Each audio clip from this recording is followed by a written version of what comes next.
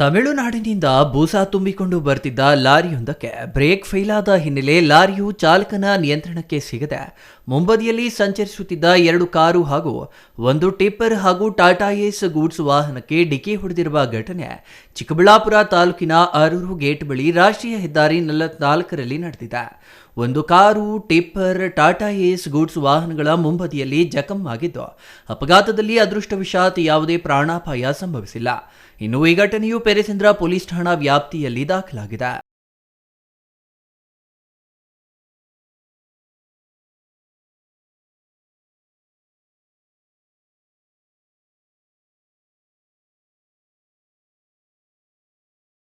Ramesh, CTV news, Chikkaballapur.